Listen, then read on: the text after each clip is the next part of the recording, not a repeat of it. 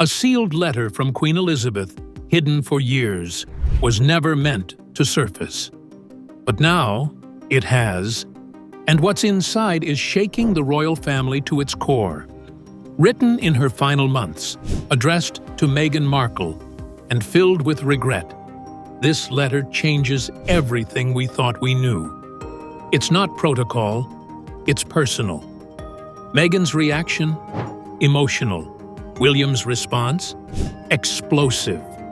And what it reveals about the Queen's true feelings may surprise even her closest allies. Could this handwritten note be the one royal truth no one expected to hear? Stay with us, because the silence has finally been broken. The letter that was never meant to surface. It was supposed to remain sealed, hidden, a personal relic never to be read, unless the Queen herself was no longer alive. But when a royal archivist stumbled across a crimson envelope marked, "For Meghan, if I am no longer here," everything changed. The handwriting? Unmistakable. It was Queen Elizabeth II's, neat, elegant, careful. The date placed it somewhere in the final year of her life, after the infamous Megxit, after the explosive Oprah interview, but before her quiet death in 2022. This wasn't a letter of protocol or cold formality. It wasn't the Crown speaking. It was a grandmother, a mother-in-law, a monarch stripped of duty in her final thoughts. What did it say? You challenged the system, and for that, you paid a price. According to a source close to the Sussexes, Meghan cried the moment she read those words. Not just a few tears, but an emotional collapse. She was alone when it arrived. Harry was away. And in the quiet of that moment, everything she'd been through came rushing back. The public never saw that side of the Queen, but those inside the palace knew when she wanted to speak from the heart, her pen became her voice. This wasn't just an apology, it was an acknowledgement, an offering of truth, a final silent olive branch from a monarch who had seen it all, and finally, perhaps, saw Meghan. And what followed next within the family was even more revealing. Because when the existence of this letter leaked to the public, the tension inside the palace turned to shock. And one of the first to react was Prince William. But his response? Not what anyone expected. The Queen's private words to Meghan Markle. The full contents of the letter remain tightly held, but key excerpts, shared by a trusted source close to Meghan, paint a picture of vulnerability, regret, and rare emotional clarity. The Queen wrote of her own limits. Some protected the crown, few protected the people. That must change. She acknowledged that while she never interfered in the daily workings of the household, she saw more than she ever let on. She saw how Meghan struggled with the relentless glare, the press hostility, the cold silences at family events. Most damningly, she admitted something many suspected but never confirmed. The institution did not know how to care for you, and that failure weighs heavily. Meghan reportedly described the letter as quietly devastating because it said the one thing no one had ever dared say before. You were right to feel hurt. But the Queen didn't stop at sympathy. She left Meghan with guidance. Raise your children with grace, not resentment. Never let bitterness steal their light. It was poetic, purposeful, a grandmother's blessing to two young royals, Archie and Lilibet, who may never sit on a throne, but will always carry the legacy of one. For Meghan, the letter came as a form of healing, a confirmation that she hadn't imagined the coldness, and it raised a new question. If the Queen could see all this, why didn't she act? Why didn't she speak before her passing? That question lingers in every corner of the palace. And it's what made William's next move even more shocking. because when the letter became known, he walked out, and cameras were rolling. William's walkout at Balmoral. Cameras catch the fallout. It was meant to be a rare moment of peace, a private dinner at Balmoral Castle, attended only by the closest members of the royal family. But the peace didn't last. When the Queen's letter was mentioned and its contents quietly acknowledged by Catherine, something shifted in the room. Tension rose. Words were exchanged. And then it happened. William stood up, mid-meal, in silence, and left. No explanation, no speech, just a prince storming out of a room and into royal history. The moment would have remained hidden forever, except for one thing. A camera crew filming a behind-the-scenes royal documentary captured it all. Though the footage was swiftly cut from the final version, the leak couldn't be contained. And now, for the first time, the public saw not just the pain of Harry and Meghan, but the strain cracking William from within. Catherine, witnesses say, was visibly emotional. She reportedly wiped away a tear as the room fell into silence. Later, someone heard her whisper, "This is breaking us." Insiders suggest William felt blindsided. That the Queen would share such words with Meghan without informing the future king was seen as a breach of royal order. One aide claims William said, "I can't defend everyone while losing myself." The Queen's letter, written in peace, had suddenly become a source of division. And now the public knew that behind the smiles, the future of the monarchy was being held together by threads and tears. Catherine's silent pain behind royal duty. Catherine has always been described as composed, measured, and loyal to the institution she married into. But the Balmoral incident revealed something deeper. For years, she has been the family's quiet anchor, the one who smiled when others cracked, who stayed when others walked away. But that night, she broke too. Sources close to the family say Catherine had long felt the emotional weight of being caught between two worlds, loyal to William, but deeply empathetic toward Meghan. She never spoke out publicly. She followed the palace's line, but the dinner changed her. "This is breaking us," she whispered, according to one guest. Later, in private, she reportedly asked William, "When did we stop being just people?" That question was never answered, because the truth is, Catherine's pain, like Meghan's, has been wrapped in royal protocol, dismissed, managed. But now, the Queen's words gave that pain context, and for the first time, the future Queen consort began wondering, is this system worth protecting? If it breaks the people inside it?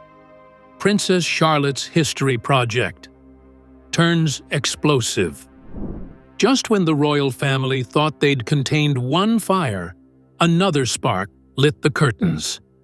And this one came from the most unexpected voice of all, Princess Charlotte.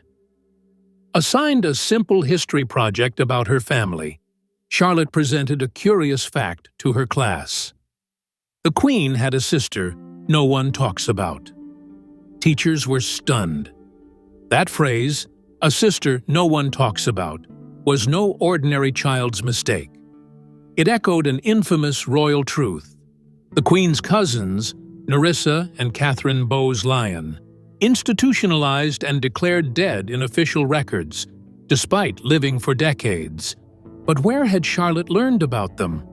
That's when she mentioned the red box, found at Sandringham, hidden in a lesser-used wing.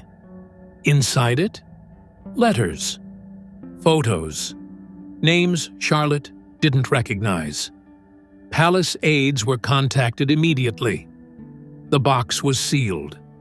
An internal investigation began. Again. And just like that, the monarchy was thrust into another storm, this time by a child, curious and brave enough to ask about the people history had buried. Because Charlotte hadn't just found something, she had uncovered what the royal family had chosen to forget. And she wasn't done yet. It was the royal family. Reacts to Charlotte's revelation. What began as an ordinary school assignment had now cracked open one of the monarchy's most closely guarded wounds. Princess Charlotte's quiet statement about a sister no one talks about wasn't just curious, it was dangerously accurate. The moment her teacher flagged the comment, it raced up the chain to palace officials, and within hours, Sandringham was on high alert. Royal aides were dispatched to the very room Charlotte described. Tucked away behind layers of antiques and dust-covered trunks, they found it. A red lacquered box, aged and sealed with an emblem long unused. Inside, the contents were chilling. Handwritten letters from the 1940s, faded black and white photos, medical forms, confidential memos, and tucked into the corner, a folded list of names. One of them, Nerissa Bowes-Lyon. Another, Catherine, the Queen's cousins, declared dead on public record. But in truth, institutionalized, forgotten, silenced, hidden from royal history, on purpose.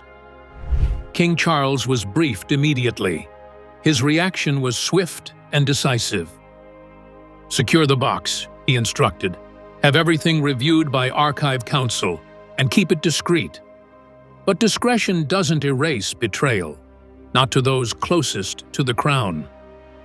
William, according to a palace insider, was shocked to the bone. Not because Charlotte had misstepped, but because yet again a child had stumbled upon a truth that the palace had chosen to bury. He wasn't angry at her, he was furious at the system. The walls he'd grown up in were built on omissions, and now his daughter had uncovered one of the largest. Catherine, always composed, didn't panic, but her eyes reportedly welled up with emotion as she reassured Charlotte. "You did nothing wrong. Asking questions is what makes you strong." Still, behind closed doors, an emergency review began. An internal probe was launched, quietly. A select group of royal historians were summoned under strict confidentiality agreements. Their job? To verify, catalog, and, if necessary, suppress. But truth is not a silent guest. It leaks, it lingers, it insists on being heard. Some of those letters revealed more than what was known about Nerissa and Catherine. They hinted at a broader pattern, a systematic effort to erase members of the royal bloodline deemed unfit for public narrative. Those who were sick, unmarried, different. What Charlotte found may have been the tip of something far more chilling. This wasn't just a story about institutional cruelty. It was about the culture of concealment that still haunts the crown today. And all of it, every single domino, began to fall because an 8-year-old girl asked her teacher a question no one had asked in decades. First Meghan, through the Queen's letter. Now Charlotte, through a box that was never meant to be opened. And as the monarchy reeled from this second breach in its armor, Meghan, miles away, was still holding on to her own revelation. She was alone, silent, and about to cry. Because sometimes, history doesn't come back with a roar. It returns in the hands of a child. Meghan's emotional reaction to the Queen's words. When the letter finally reached Meghan, she was alone in Montecito. Harry had left on a brief trip abroad. The house was quiet, the children napping, and the envelope sat untouched on the kitchen counter for hours. Meghan reportedly stared at it for a long time, unsure if she even wanted to open it. And when she did, the world shifted. Insiders say she read it once, then again and again. She clutched it to her chest and wept. It wasn't a scream or a breakdown. It was quiet, deep, like someone had finally acknowledged the wound she'd carried alone. "She saw me," Meghan reportedly said later. "Maybe not in time, but she saw me." She held on to the letter for hours. Some say she even slept with it on her bedside table for a week. The Queen's words hit her harder than any interview, documentary, or article ever had. It wasn't because they were grand. It was because they were simple, honest, human. In that moment, Meghan felt not vindicated, but validated. The letter didn't erase the pain, the headlines, the global scrutiny, but it softened something inside her. Some close to her say she began to rethink her next steps, not a return, but a recalibration. Others say it confirmed everything she already believed, that the system failed her, but the Queen, at least privately, had not. And so, this private note, buried until after death, breathed new life into one of the most painful royal stories of the modern age. But it wasn't just about Meghan anymore, because behind the Queen's words was something else entirely. Guilt, legacy, and silence. As royal aides traced the origin of the letter, the context became clearer. It had been written in Windsor Castle in early 2022, just a few months before the Queen's final public appearance. By then, her health was declining. Her schedule was light, and her private reflections were growing deeper by the day. One staff member said she became unusually pensive, often rereading her own journals and notes from decades prior. One evening, after reviewing coverage of the Sussexes, she sat in the drawing room for hours, alone, writing. That's when the letter was born. She knew time was short, said a former courtier. She wanted to leave Meghan with something real, away from the institution, away from the cameras. But here's the twist. She left instructions that the letter not be delivered until after her death. Why? One theory is that she didn't want to cause further division between her grandsons. Another theory? She feared the backlash, internally, from courtiers who had long seen Meghan as a disruptor.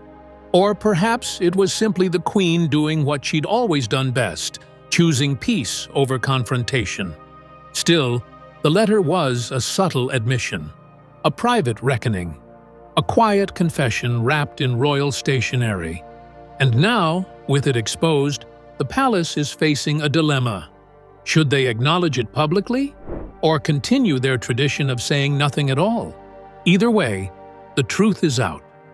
And it's echoing in both of the Queen's grandsons, especially the one she never addressed in writing. Two brothers, two paths.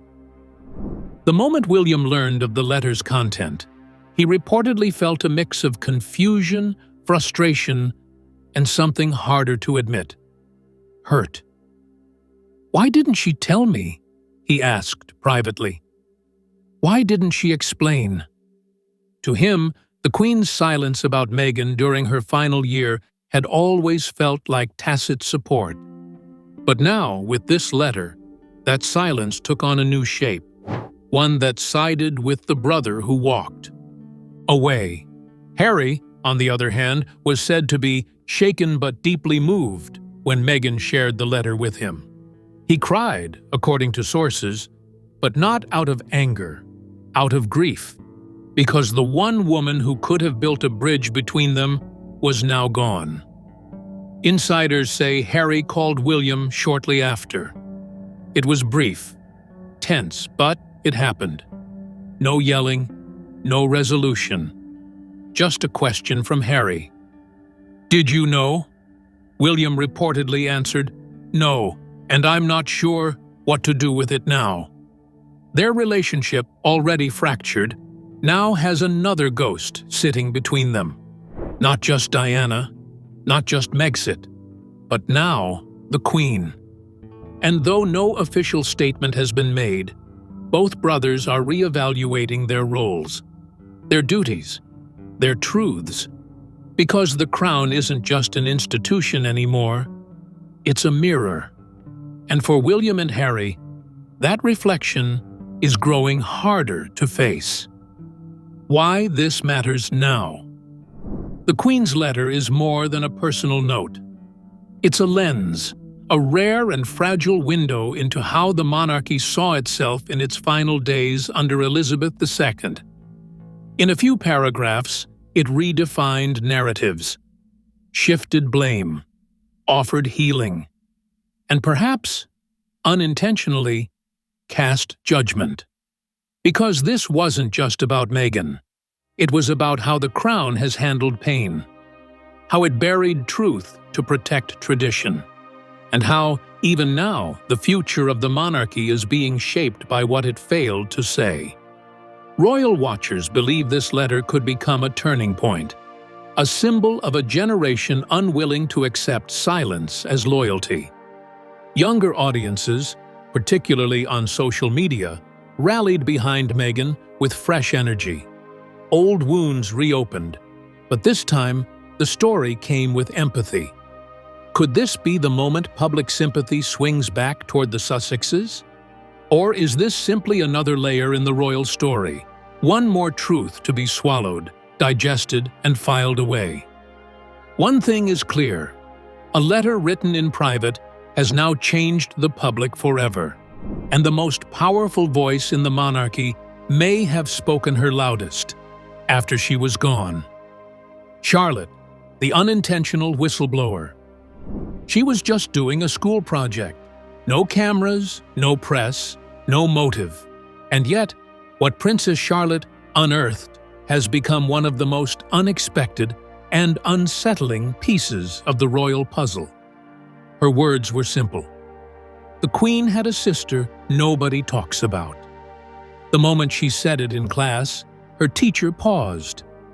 Something about how Charlotte said it, calm, sure, and innocent, sent a chill down the spine of everyone in the room. That same week, the story reached William and Catherine. What followed was a blur. Quiet phone calls, hush-hush meetings, and eventually, palace aides dispatched to investigate what Charlotte had actually seen. And it turned out, the little princess hadn't made it up. During a weekend at Sandringham, Charlotte had wandered through a lesser-used corridor, ending up in a storage room once belonging to the late Queen. There, tucked behind antique trunks, was a red lacquered box. Inside, faded photographs, handwritten notes, and references to Nerissa and Catherine Bowes-Lyon, cousins of Queen Elizabeth, long institutionalized and officially declared deceased, while still very much alive. These were the women erased from the royal narrative. But now, a new generation had found them again. Charlotte didn't understand the full implications. How could she? She only knew that the people in the pictures didn't match the stories she'd been told.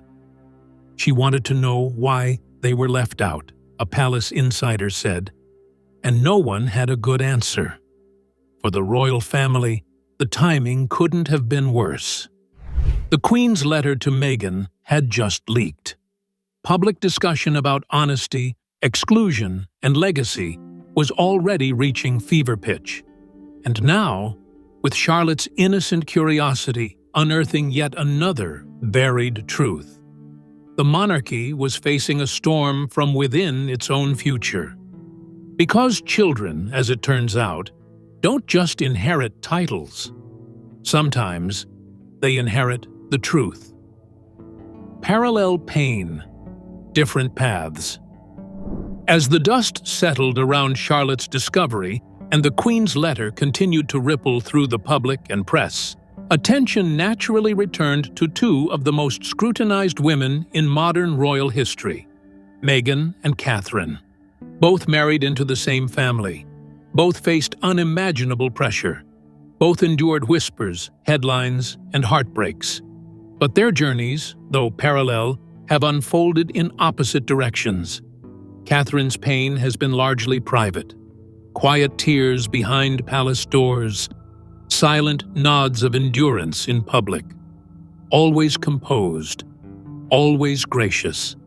But behind her smile, insiders have long whispered of exhaustion, of holding together a crumbling framework behind the scenes. Meghan's pain, on the other hand, was global, publicly dissected, dismissed, and ultimately rejected, until now. The Queen's letter did more than just comfort Meghan. It placed her pain in historical context. It didn't erase what happened, but it reframed it. It gave her the one thing she was always denied: validation from the very top.